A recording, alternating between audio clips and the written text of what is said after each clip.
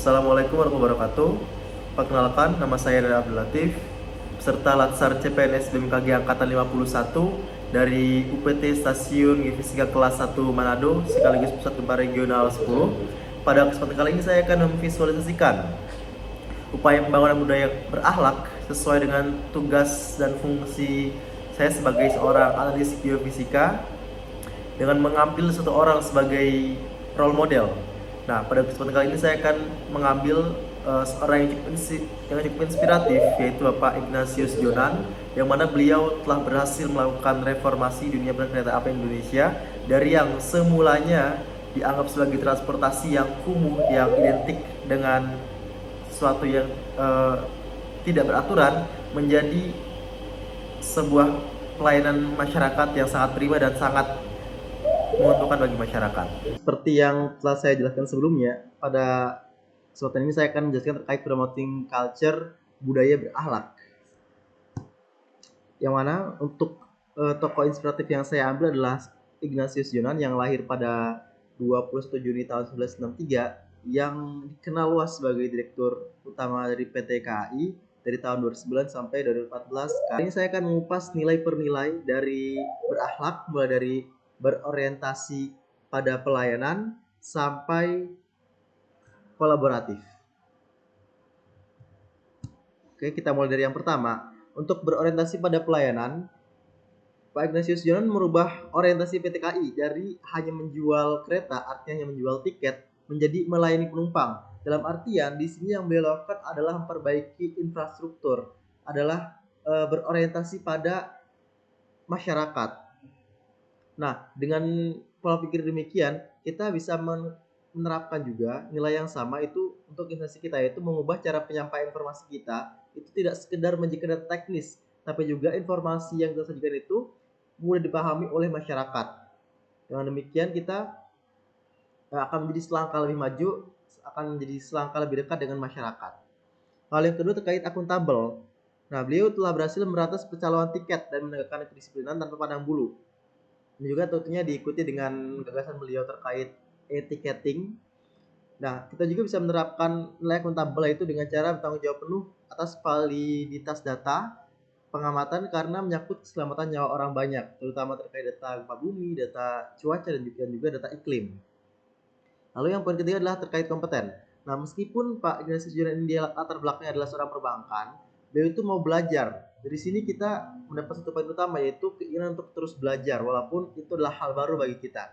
Dan tidak ada usia yang terlalu tua untuk memulai belajar hal baru.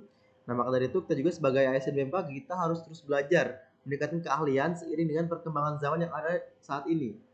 Misalkan dengan kita belajar terkait pengolahan data dengan metode-metode terbaru, atau mungkin kita belajar memvisualisasikan suatu informasi agar mudah dipahami oleh masyarakat. Selanjutnya, nilai harmonis. Nah, nilai harmonis yang bisa kita teladani dari beliau ini adalah beliau mampu merangkul seluruh tingkatan pegawai KAI, mulai dari petugas kebersihan hingga direksi. Kalau kita lihat beliau orangnya sangat inklusif, dalam artian mudah berbaur dengan orang lain. Maka dari itu kita bisa mulai menerapkan hal ini, yaitu dengan meningkatkan sinergi antar kedeputian ataupun antara pusat dengan daerah. Selain itu juga kita bisa meningkatkan rasa saling dengan rasa harmonis antar pegawai maupun dengan PNPN ataupun dengan masyarakat luas. Lalu poin selanjutnya adalah poin loyal.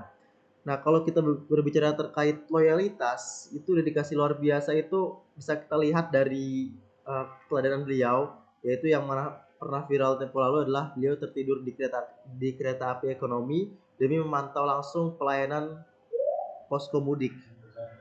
Nah, di sini kita juga bisa meniru hal tersebut, yaitu dengan siap siaga secara penuh 24/7, 24 jam dalam menjaga operasional peralatan pengamatan dan menjaga keselamatan bangsa dari ancaman bencana alam.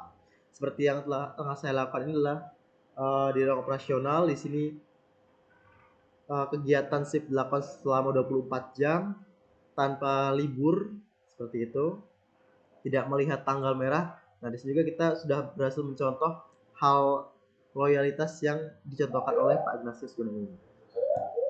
Selanjutnya yaitu adaptif.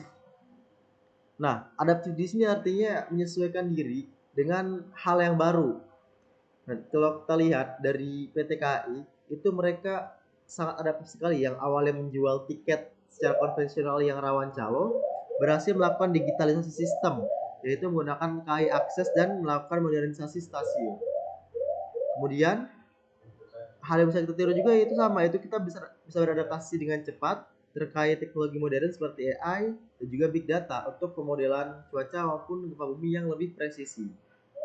Dan yang poin terakhir yang bisa kita layani adalah terkait kolaboratif. Nah, kolaboratif di sini yang beliau lakukan, beliau tuh melakukan kerjasama dengan pemerintah daerah dan instansi lain untuk menertibkan stasiun. Nah, pernah ada suatu kisah yang cukup uh, menarik juga, yang mana dalam penertiban suatu daerah yang akan dijadikan stasiun, beliau melakukannya secara baik-baik, secara harmonis sekali dan secara kolaboratif sekali. Yaitu beliau mendatangi rumah per rumah dan beliau itu menjanjikan bahwa warga yang rumahnya akan direlokasikan ke tempat baru itu memastikan setidaknya satu orang akan bekerja di perusahaan PT KAI tersebut. Nah, kita juga bisa meniru sikap kolaboratif yang sama, yaitu contohnya dengan berkolaborasi dengan BNPB, Pemda, media massa, dan masyarakat dalam menyebarkan info info terkait bencana alam maupun info terkait cuaca yang kita peroleh. Selain itu juga kita bisa meningkatkan komunikasi publik kita dalam melakukan pemberitahuan informasi agar dapat diterima masyarakat lebih baik lagi. Nah, kurang lebih itu adalah poin-poin internalisasi nilai berakhlak yang dapat kita contoh dari sosok Bapak Ignatius Jonan. Oke, sekian yang saya sampaikan. Terima kasih.